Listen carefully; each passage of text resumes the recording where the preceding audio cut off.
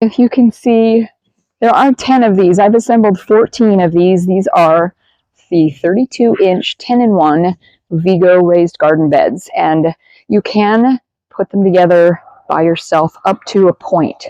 I was able to get all of these assembled, and this little top rubber piece put on, and all of these screws put on and tightened all the way down to, except for the last screw down at the bottom, and there are supports inside. I'll turn the camera around here a little bit and show you.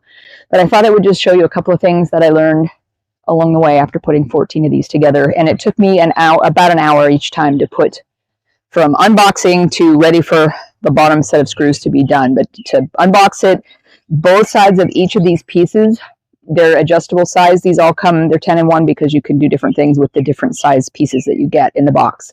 We made them into 4x8 beds, and you can see how deep they are. They're going to be lovely when we get older. We don't have to bend to garden.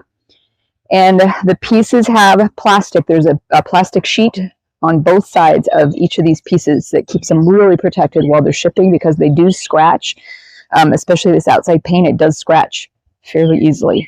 So you have to unbox them, you'll sort out the hardware. There are two different kinds of screws. There's cap screws that go here.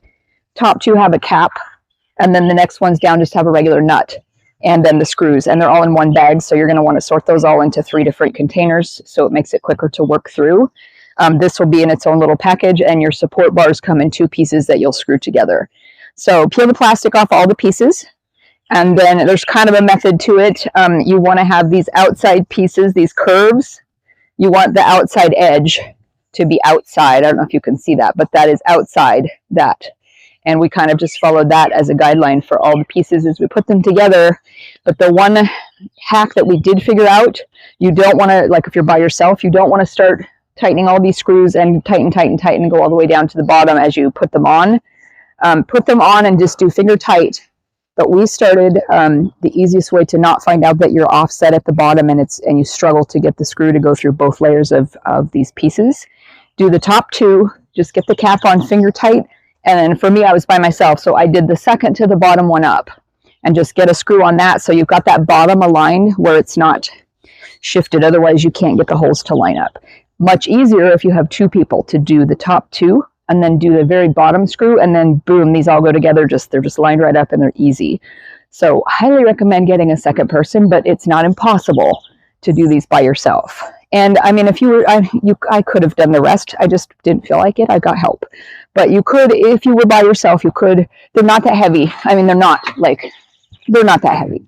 So you could get half of the front half, put it up on blocks, and then you could do the screws on the bottom, and then you could do it. You could do these by yourself. It's just, if you have help, just get help. And then the only other thing I learned along the way was to, this rubber stripping. It's basically a metal U, very fine metal, and it's covered with this really nice kind of webbed, rubberized edging, and you will fit that on, and it's easy to fit on. It just comes in a long strip, and you just kind of carefully follow it along and make sure that it straddles. And if you don't want to step on it or bend it, if you bend that metal inside, it's not going to fit down over the top of this. So be careful with the packaged cap piece. Okay, so I'll show you what I mean about the support inside. There are 4 of these that you will need to assemble. They're 2 pieces to each. There's a long and a short piece, and this 4-foot wide configuration took 1 long, 1 short screwed together, and you will get a little double-ended threaded piece to put them together. And if you're by yourself, when you're assembling, you want to put those 2 top screws in, and then you want to leave these 2 holes empty for these to screw on. There's a screw on the outside. One person by himself can get this upper one done. You will need a helper to do that lower one. It's just, unless you, I guess if you set it up on blocks or up on something, you could do it. But I had help, so it was great. And then as far as this lovely rubberized top bit of banding, you definitely don't want to skip it, because these edges where these pieces meet and overlap, they are very, very sharp. So this will come packaged, like I said, it's metal coated with this black, and it's really, really nice. And the thing I learned about putting this on Don't squish it as you put it on. It goes on really easy if you're careful. But when you get to this piece right here where you're going to cut it, and I started it back here where I did not think we would have a lot of use on these beds in the future, because I didn't want it to be along a side where it would get bumped all the time. So back here is where I won't have as much activity. When you come to the end, and you can see there's a gap right there where we cut it, do not cut it flush. I don't know why, but once you cut it, it's going to relax back. If you cut it flush, you will end up with a 3/8 inch gap. So when you get to the end, and this is much longer, you'll have 2 or 3 extra feet of this black left. So you want to cut it, find your end of your first piece. I'll kind of lift that up. You can see the end is right there. When you get to that end, you want to overlap it by about 3/8 of an inch. So overlap it. You can cut through it with a box cutter. You have to saw through it a little bit because it's metal, but just be careful, don't cut yourself with the box cutter. And then once you have it cut and it's longer, I just basically pull some pressure here and push and just wiggle them and it will fit in, and then you have a nice tight gap that isn't as visible. The first couple that we didn't do that, and we cut them flush. Right when we got to the edge, we cut it flush and we ended up with a gap where you can see that much of that white metal.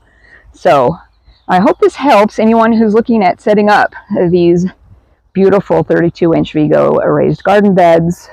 We got 14 of these, and they did give us an affiliate link, I think, just because we bought so many of them. So if you're interested in these, of course, go to the description and I have a link you can click, which will give me a tiny commission back because we spent so much on these beds.